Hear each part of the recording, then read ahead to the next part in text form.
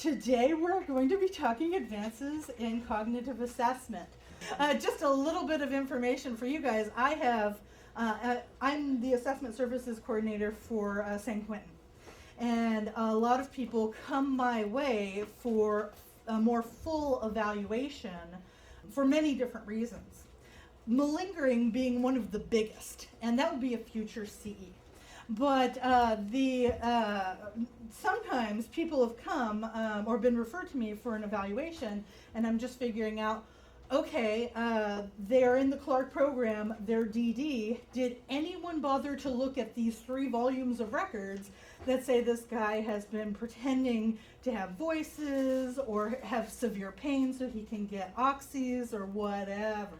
And the answer is often no, and hence my job is, always secure.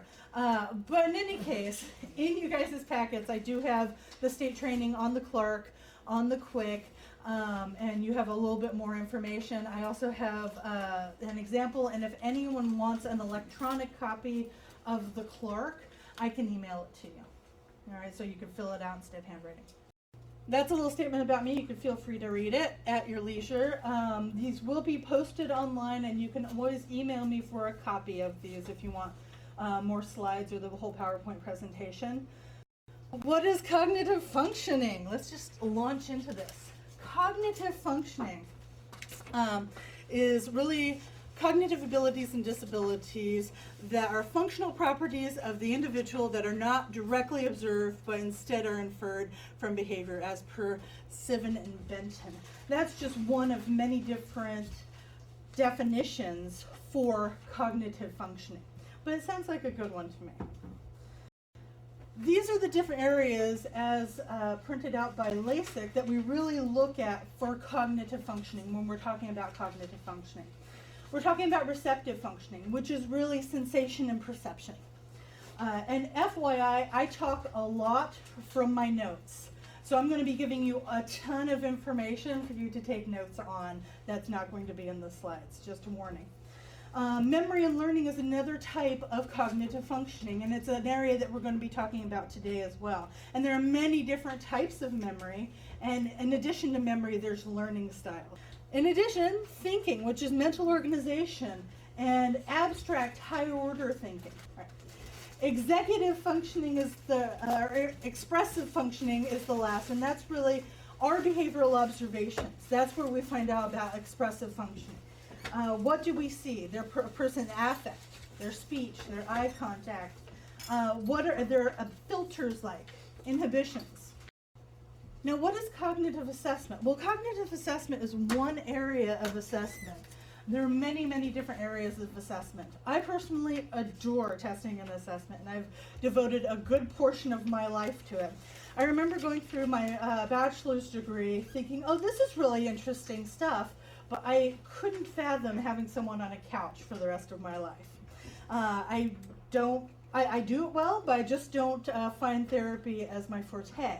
When I was in my master's program is when I fell in love with assessment, specifically in a Rorschach class, but that's another story.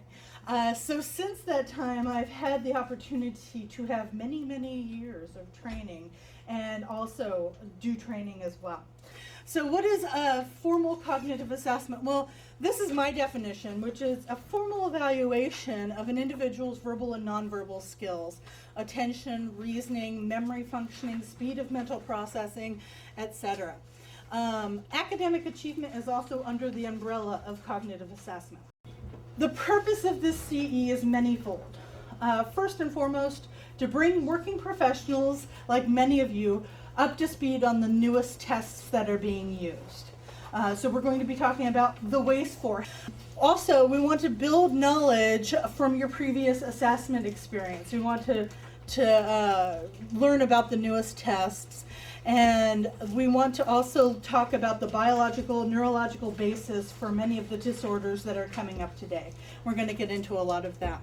Also, I want to provide a forum for you all to be able to ask questions and answers and have that in a public display. So in your oh so abundant spare time, feel free to check out racheldempsey.com/QA, and you will be able to ask any questions that you might have. What this course doesn't include. There are two major players that I highly suggest you guys look up at some point. How many of you guys have heard of Emotional Intelligence by Goleman? Okay, many of you. Daniel Goleman wrote a fantastic book that really looks at 5 areas of emotional intelligence. I'm not going to be getting into a lot of those, nor am I going to be getting into the multiple intelligences that Gardner outlines, because they're wrought with controversy, 1. And 2, the main criticism for both of these theories is that they aren't based in science. And many of them appear to be personality traits more than cognitive functioning traits. So while very good reads and really good books, I'm really going to be talking about the newest theories that are really based in more of the science. We're also not going to be talking about musical intelligence. How many musical geniuses do we have in this room? Awesome. 2 people. Fantastic. What about sports intelligence? A couple of fantastic. And linguistics? Okay, couple people with other languages.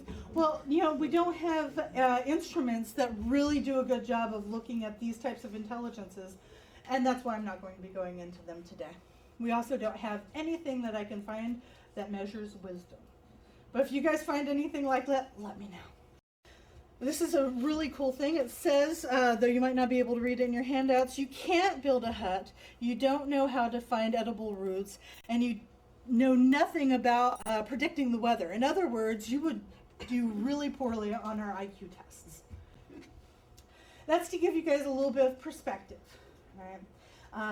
What we're going to be talking about is really the basic stuff that I was talking about in the very beginning.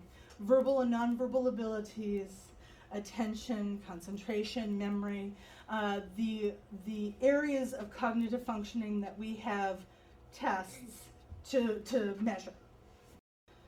These are the many assessment tools I hope to be going over.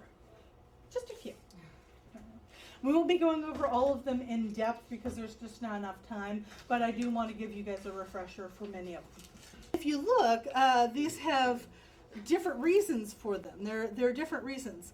The first few are intellectual tests, the next few are tests of achievement, and the last are tests of memory.